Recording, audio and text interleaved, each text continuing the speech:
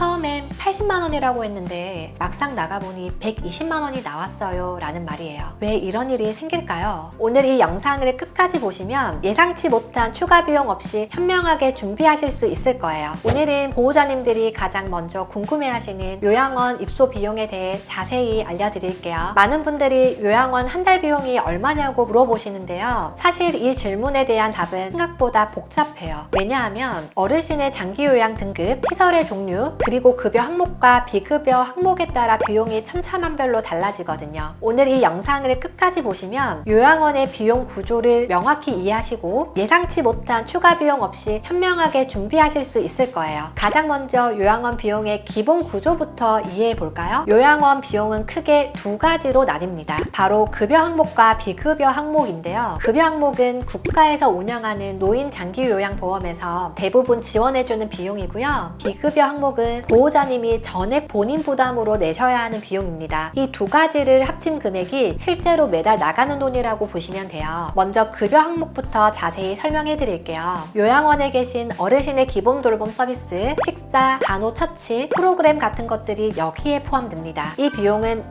노인장기요양보험에서 대부분 커버해주는데요. 여기서 중요한 게 바로 장기요양 등급이에요. 어르신이 1등급부터 5등급 중 어느 등급을 받으셨는지에 따라 국가 지원 비율과 본인 부담금이 달라집니다. 구체적으로 숫자로 말씀드릴게요. 2025년 기준으로 요양원 급여 비용은 한 달에 대략 170만 원에서 200만 원 정도예요. 그런데 이 금액을 보호자님이 다 내시는 게 아니라 등급에 따라 본인 부담금 비율이 정해져 있어요. 일반적으로 본인 부담금은 20%입니다. 쉽게 계산하면 한 달 급여 비용이 180만 원이라고 가정했을 때 20%는 36만 원 정도를 보호자님이 내시는 거예요. 나머지 80%인 144만 원은 장기요양보험에서 지원을 해줍니다. 그런데 여기서 꼭 알아두셔야 할 게 있어요. 바로 기초생활수급자나 차상위 계층 어르신의 경우에요. 이분들은 본인 부담금이 훨씬 낮아집니다. 기초생활수급자는 본인 부담금이 없거나 아주 적은 금액만 내시면 되고요. 차상위 계층은 본인 부담금이 50% 감면돼서 10%만 부담하시면 돼요. 그러니까 같은 180만 원짜리 급여라도 수급자는 거의 무료, 차상위는 18만 원, 일반은 36만 원을 내시는 거죠. 이 차이가 상당히 크기 때문에 혹시 경제적으로 어려운 상황이시라면 꼭 관할 주민센터에 가셔서 수급자나 차상위 신청이 가능한지 먼저 확인해 보시는 게 좋아요. 여기까지가 급여 항목인데요. 실제로 보호자님들이 체감하시는 비용은 여기서 끝이 아니에요. 이제부터가 진짜 중요한 부분입니다. 바로 비급여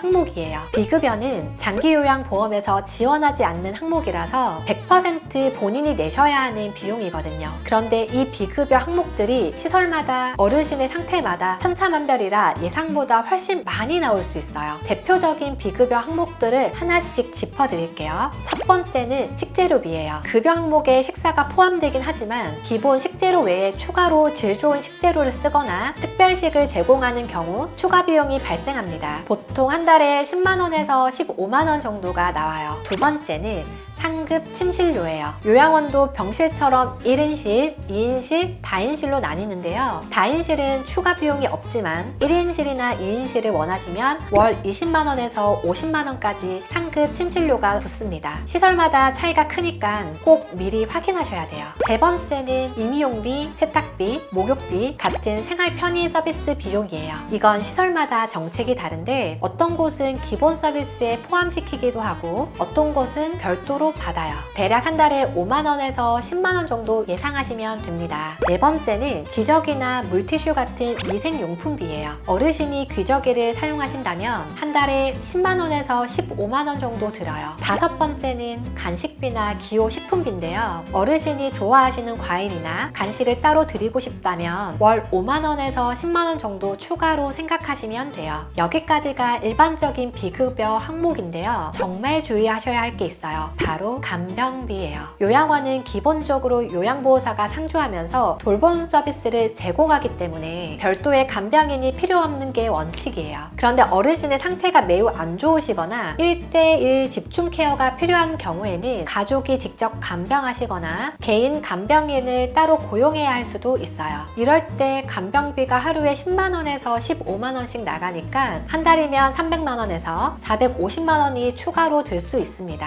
그래서 입소 입소 전에 꼭 확인하셔야 할 게 우리 어르신 상태에서 별도 간병인이 필요한지 아니면 시설 내 요양보호사 케어만으로 충분한지예요. 그럼 실제로 보호자님들이 한 달에 얼마 정도 내시는지 정리해 드릴게요. 가장 일반적인 케이스로 말씀드리면 장기요양 3등급을 받으신 일반 가정의 어르신이 4인실에 입소하셨다고 가정해 볼게요. 급여 본인 부담금 36만원, 식재료비 12만원, 임의용비와 세탁비 8만원, 기저귀 12만원, 간식비 5만원, 이렇게 하면 대략 한 달에 73만원 정도가 나옵니다. 만약 2인실을 쓰시게 되면 상급 침실료 30만원이 추가되니까 총 103만원 정도가 되는 거죠. 그런데 제가 상담하면서 보호자님들께 가장 많이 듣는 이야기가 뭔지 아세요? 처음엔 80만원이라고 했는데 막상 나가보니 120만원이 나왔어요 라는 말이에요. 왜 이런 일이 생길까요? 바로 숨은 비용들 때문입니다. 예를 들어 어르신이 갑자기 아프셔서 외래 진료를 받으시러 가시면 병원 진료비에 교통비까지 추가돼요. 또 어르신이 쓰시는 의료용품, 석션기, 소모품이나 경관식 영양제 같은 것들도 따로 구입해야 하는 경우가 있어요. 이런 것들을 매달 고정적으로 나가는 게 아니라 상황에 따라 변동되기 때문에 처음 예산을 짤 때 빠뜨리기 쉬워요. 그래서 제가 드리고 싶은 첫 번째 팁은 이거예요. 시설 방문하실 때 꼭 이렇게 물어보세요.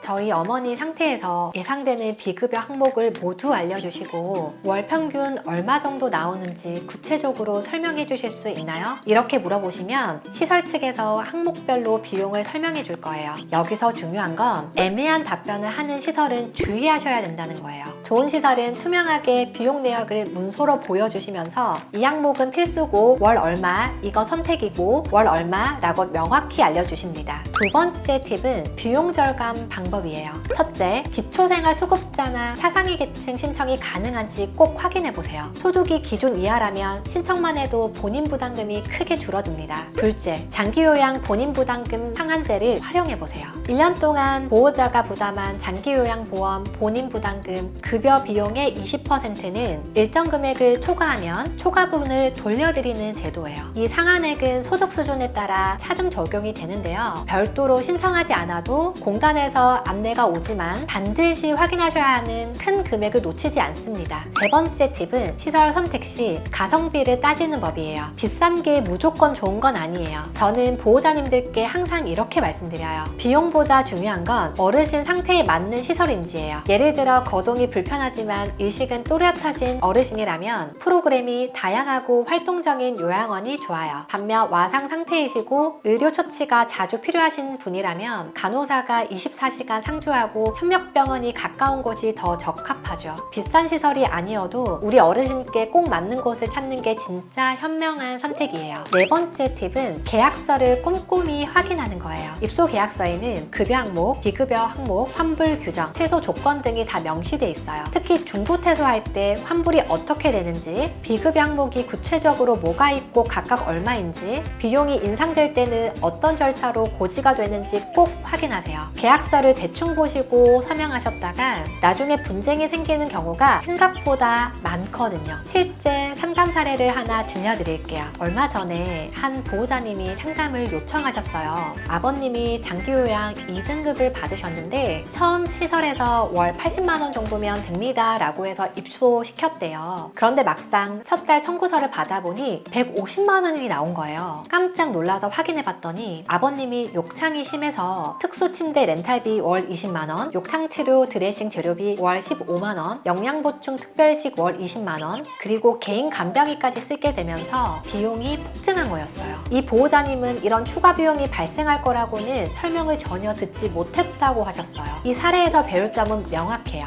입소 전에 어르신의 현재 상태를 정확하게 파악하고 그 상태에서 필요한 모든 케어와 비용을 미리 확인해야 한다는 거예요. 만약 어르신이 욕창이 있으시다면 욕창 관리에 드는 비용이 얼마인지 물어보세요. 식사를 못 하시고 경관식을 하신다면 경관식 비용이 별도인지 확인하세요. 이렇게 구체적으로 물어봐야 나중에 당황할 일이 없어요. 여기서 한 가지 더 알려드릴게요. 요양원 비용은 매년 조금씩 인상될 수 있어요. 정부에서 장기요양 수가를 조정하면 급여 비용이 올라가고 올릴수록 그에 따라 본인 부담금도 함께 오르거든요. 보통 물가 상승률을 반영해서 2%에서 5% 정도 인상되는데요. 이것도 장기적으로 예산을 짤 때 고려하셔야 해요. 어르신이 5년, 10년 장기간 요양원에 계실 계획이시라면 현재 비용에서 매년 조금씩 오른다고 가정하고 재정 계획을 세우시는 게 안전해요. 그럼 마지막으로 가장 중요한 이야기 하나 드릴게요. 많은 보호자님들이 비용 때문에 죄책감을 느끼세요. 이렇게 돈이 많이 드는데 우리가 감당할 수 있을까? 부모님을 시설에 모시는 게 불효는 아닐까? 좀 더 비싼 곳에 모시지 못해서 미안하다. 이런 마음이 드시죠? 저는 이런 분들께 항상 이렇게 말씀드려요. 요양원 입소는 방치가 아니라 전문적인 돌봄을 받게 하는 책임 있는 선택이라고요. 생각해보세요. 집에서 가족이 직접 24시간 돌보는 것과 전문 요양보호사와 간호사가 상주하는 시설에서 체계적으로 케어받는 것, 그중 어떤 게 어르신께 더 나을까요? 물론 가족의 사랑이 중요하지만 전문적인 의료 처치와 낙상 예방, 규칙적인 식사와 재활 프로그램은 집에서 제공하기 어려워요. 요양원은 어르신이 안전하고 건강하게 생활하실 수 있도록 설계된 공간이에요. 그리고 비용 때문에 너무 자책하지 마세요. 비싼 시설이라고 무조건 좋은 게 아니고 저렴한 시설이라고 나쁜 게 아니에요. 중요한 건 어르신 상태에 맞는 곳, 직원들이 친절하고 청결한 곳, 그리고 보호자가 자주 방문해서 체크할 수 있는 곳을 고르는 거예요. 제가 15년간 상담하면서 본 가장 행복한 어르신들은 비싼 시설에 계신 분들이 아니라 가족이 자주 찾아와서 얼굴 보여드리고 이야기 나누는 분들이었어요. 그러니까 예산 내에서 최선의 선택을 하시고 그 선택에 자신감을 가지세요. 그리고 입소 후에도 자주 방문하셔서 어르신의 상태를 확인하시고 시설과 소통하시는 게 훨씬 중요합니다. 어르신도 가족이 관심 갖고 챙겨주는 걸 느끼실 때 가장 편안해하세요. 요양원 비용은 단순히 돈을 지불하는 게 아니라 어르신의 안전과 건강을 지키기 위한 투자예요. 그렇게 생각하시면 마음이 조금 편해지실 거예요. 오늘 요양원 입소 비용에 대해 자세히 알아봤는데요. 정리하면 이렇습니다. 급여 본인 부담금은 장기요양 등급에 따라 월 20만원에서 40만원 정도, 비급여 항목은 어르신 상태에 따라 월 30만원에서 80만원 정도, 합치면 일반적으로 월 70만원에서 120만원 정도 예상하시면 돼요. 다만 개인 간병인이 필요하거나 특수한 의료처치가 많으면 이보다 더 나갈 수 있으니 꼭 사전에 시설과 상담하셔서 우리 어르신 케이스에 예상되는 총 비용을 구체적으로 확인하세요. 오늘 알려드린 내용이 조금 도움이 되셨나요? 더 궁금한 점이 있으시면 댓글로 남겨주세요. 그리고 요양원 선택이나 입소 절차에 대해 1:1 맞춤 상담이 필요하시다면 영상 설명란에 있는 상담 신청 링크를 통해 연락주시면 성심껏 도와드리겠습니다. 여러분의 현명한 선택을 응원합니다.